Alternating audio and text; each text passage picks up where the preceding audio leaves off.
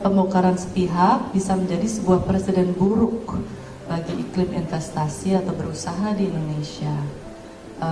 Menurut pandangan kami, pembongkaran ini tidak boleh sebenarnya dilakukan secara sepihak, terlebih jika legalitas suatu usaha sudah diurus dengan sah. Namun, kami juga menghimbau destinasi wisata untuk selalu mematuhi aturan yang berlaku. Nah, sektor pariwisata harus tetap memperhatikan aspek keberlanjutan kelestarian alam, termasuk hal pengelolaan kawasan wisata.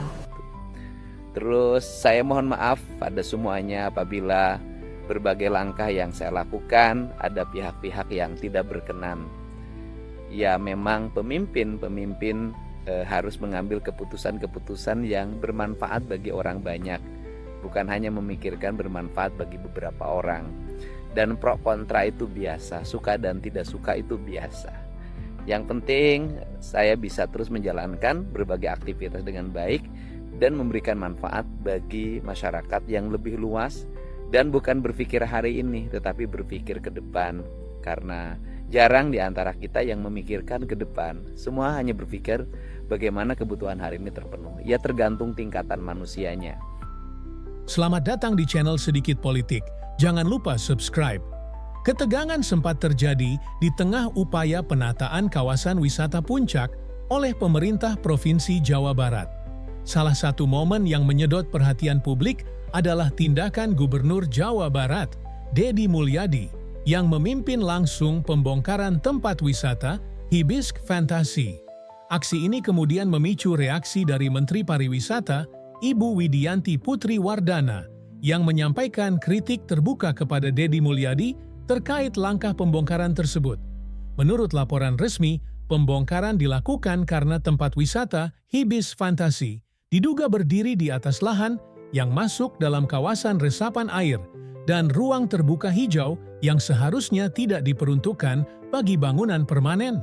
Pemerintah Provinsi Jawa Barat mengklaim bahwa langkah ini merupakan bagian dari penataan ulang kawasan Puncak untuk menjaga kelestarian lingkungan dan menghindari dampak ekologis yang lebih besar seperti longsor dan kekeringan.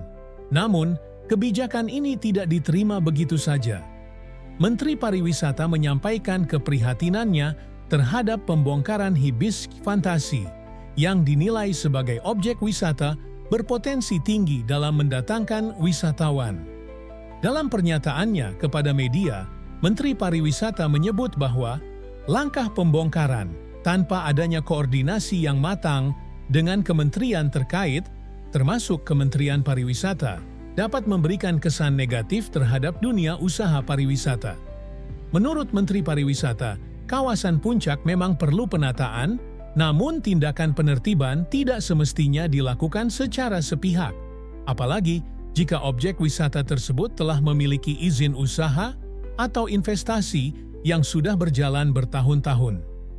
Penataan lingkungan dan pelestarian alam memang penting, tetapi kepastian hukum dan rasa aman bagi investor juga tidak kalah penting, ujar Menteri Widianti dalam sebuah konferensi pers di Jakarta. Dalam kesempatan itu, Menteri Pariwisata juga menyampaikan harapan agar Pemprov Jawa Barat dan Kementerian Pariwisata dapat bekerja lebih erat dan intensif ke depan, agar kebijakan yang diambil bisa sejalan dengan upaya peningkatan kualitas pariwisata nasional tanpa mengorbankan aspek lingkungan hidup. Menanggapi pernyataan tersebut, Deddy Mulyadi memberikan klarifikasi dalam sebuah wawancara terbuka. Ia menegaskan bahwa tindakan pembongkaran yang dilakukannya tidak serta-merta ditujukan untuk mematikan sektor pariwisata, melainkan untuk menyelamatkan lingkungan dan mencegah potensi bencana.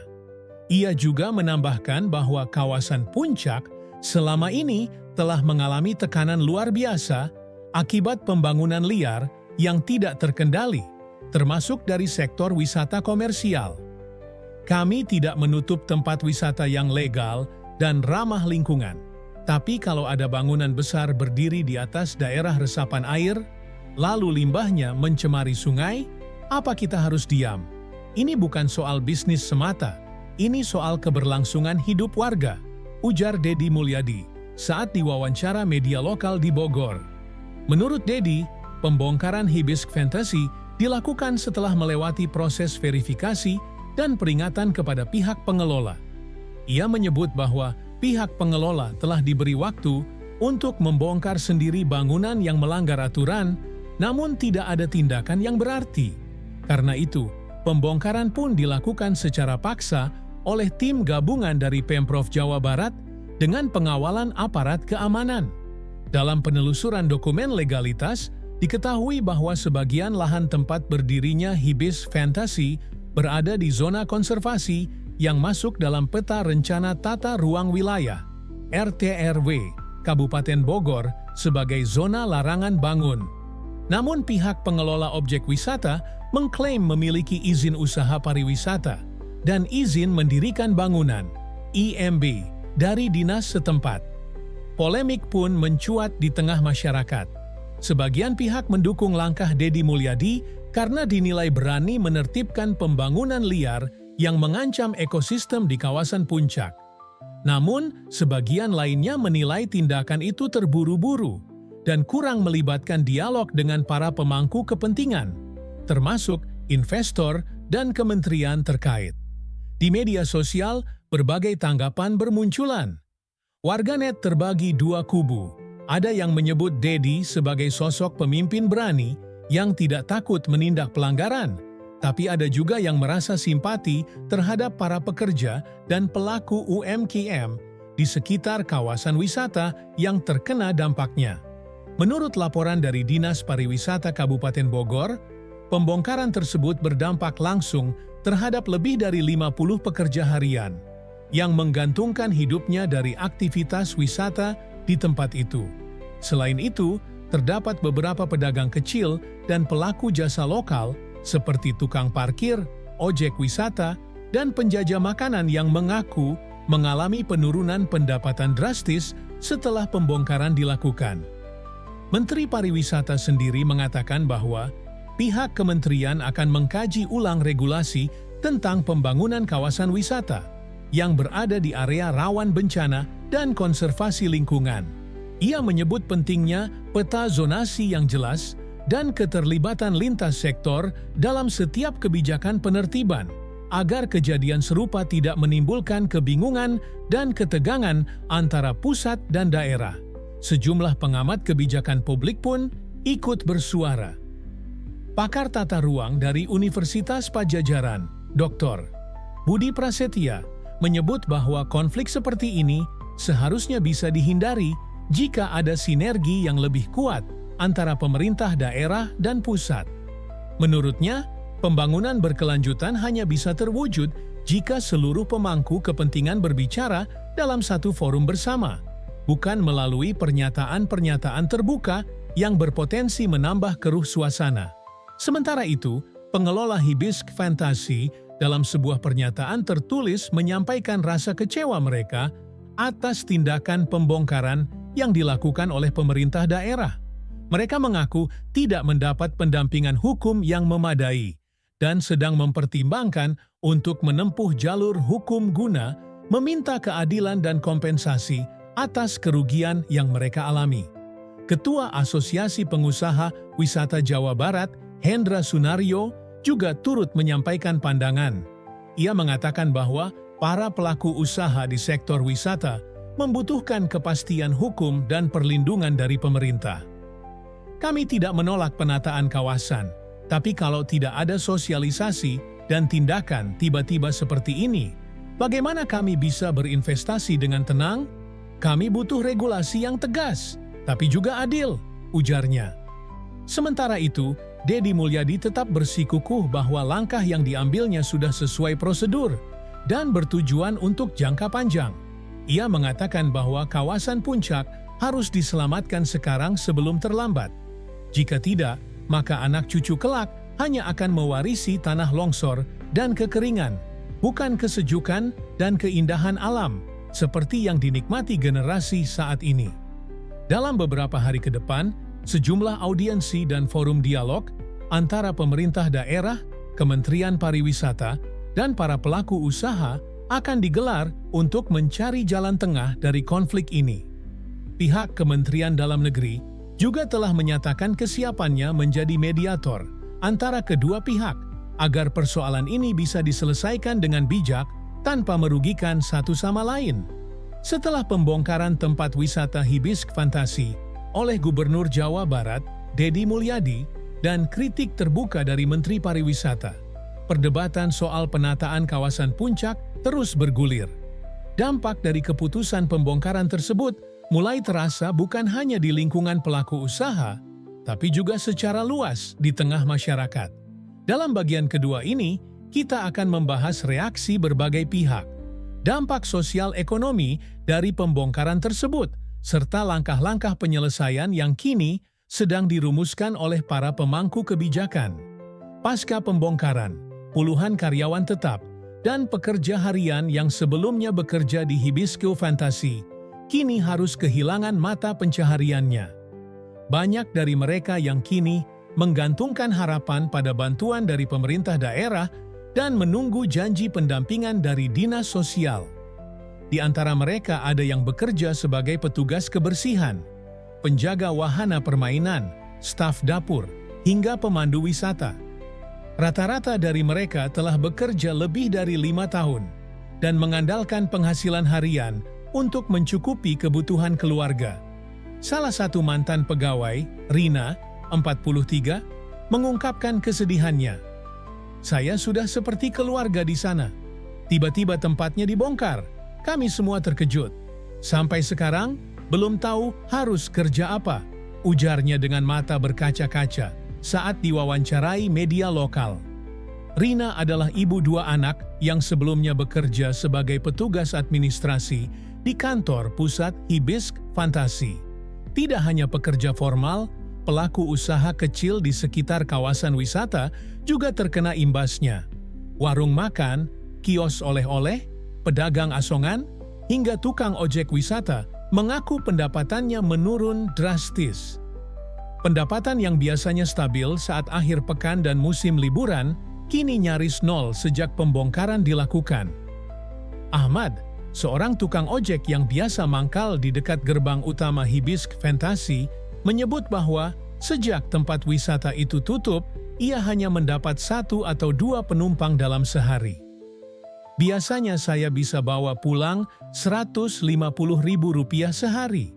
Sekarang kadang cuma Rp20.000. Anak saya 3, saya bingung," katanya sambil menunduk. Di sisi lain, ada juga masyarakat yang menyambut baik langkah tegas Gubernur Deddy. Kelompok pecinta lingkungan dan beberapa LSM mengapresiasi tindakan tersebut sebagai upaya berani dalam menyelamatkan ekosistem kawasan Puncak yang selama ini mengalami kerusakan akibat alih fungsi lahan secara masif. Menurut Direktur Eksekutif Forum Hijau Nusantara, Damar Iskandar, kawasan Puncak sudah dalam kondisi kritis. Data kami menunjukkan bahwa dalam 10 tahun terakhir, daya serap air tanah di wilayah Puncak menurun hampir 30%. Ini berbahaya karena akan berdampak langsung ke debit air Sungai Ciliwung dan potensi longsor di musim hujan, jelasnya. Ia juga menyebut bahwa pembangunan tempat wisata seperti Hibiscus Fantasi kerap dilakukan tanpa studi dampak lingkungan yang memadai. Kita tidak bisa mengorbankan hutan lindung dan zona konservasi demi kepentingan bisnis sesaat. Keputusan Pak Deddy harus kita dukung selama tujuannya menyelamatkan alam, tambahnya. Namun, polemik makin tajam ketika sejumlah organisasi pengusaha dan asosiasi pariwisata menganggap pembongkaran tersebut sebagai sinyal buruk bagi iklim investasi.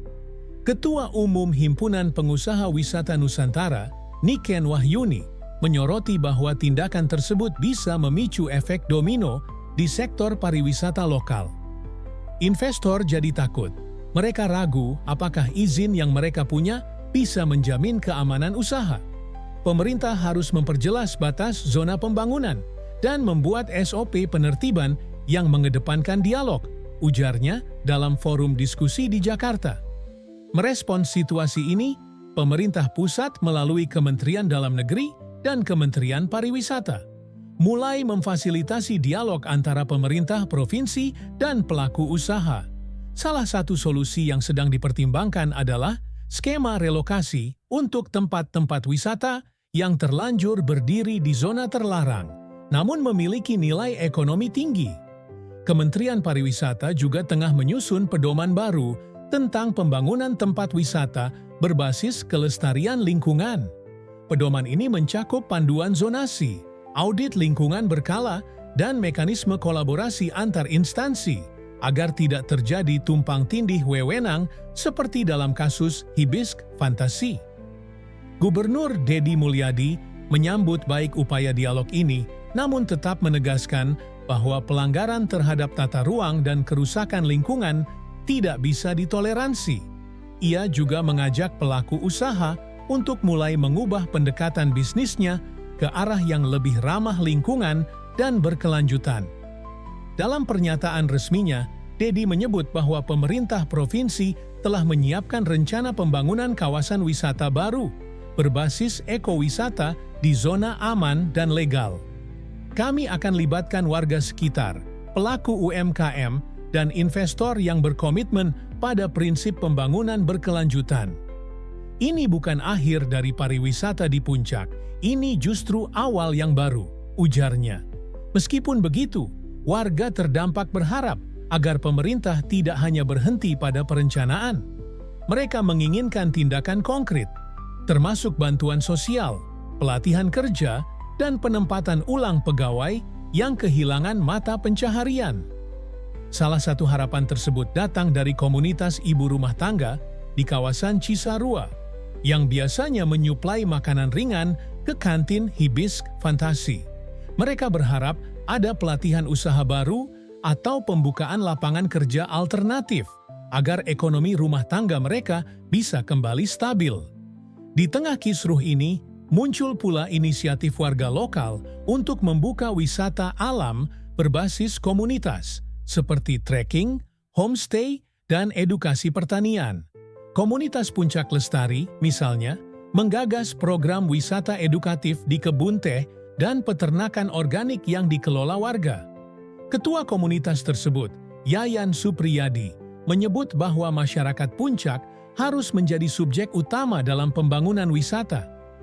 Kita tidak boleh hanya jadi penonton atau korban. Mari kita kelola sendiri kekayaan alam ini dengan cara yang benar, katanya. Sementara itu, akademisi dan pengamat kebijakan publik turut memberi pandangan. Dosen Perencanaan Wilayah Universitas Indonesia, Dr.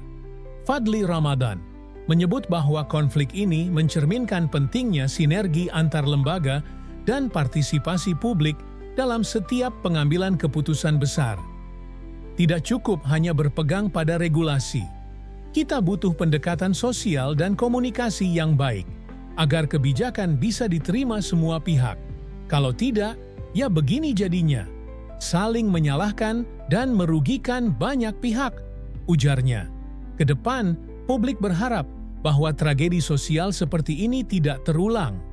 Banyak yang menyarankan agar setiap pembangunan wisata diawali dengan kajian AMDAL yang transparan dan melibatkan masyarakat lokal sejak awal proses. Bahkan muncul usulan untuk membuat forum tetap antara pengusaha, pemerintah daerah, dan masyarakat sipil untuk mendiskusikan arah pembangunan Puncak secara berkala. Kini, masyarakat menunggu hasil dari berbagai pertemuan dan forum dialog yang digelar dalam beberapa pekan ke depan. Apakah akan ada kompensasi bagi yang terdampak? Apakah relokasi wisata akan direalisasikan? Dan bagaimana kejelasan hukum atas izin-izin lama yang kini menjadi sumber konflik? Semua pertanyaan itu belum bisa dijawab dengan pasti. Namun yang jelas, kasus Hibiscus Fantasi telah menjadi pelajaran penting bahwa pembangunan tanpa perencanaan dan komunikasi yang matang bisa berdampak luas, bahkan menimbulkan krisis sosial yang tidak diinginkan. Demikian laporan bagian kedua mengenai dampak sosial ekonomi pasca pembongkaran tempat wisata Hibiscus Fantasi dan dinamika respons masyarakat. Jangan lupa like, komentar pendapatmu, dan subscribe channel ini agar kamu tidak ketinggalan berita terbaru lainnya.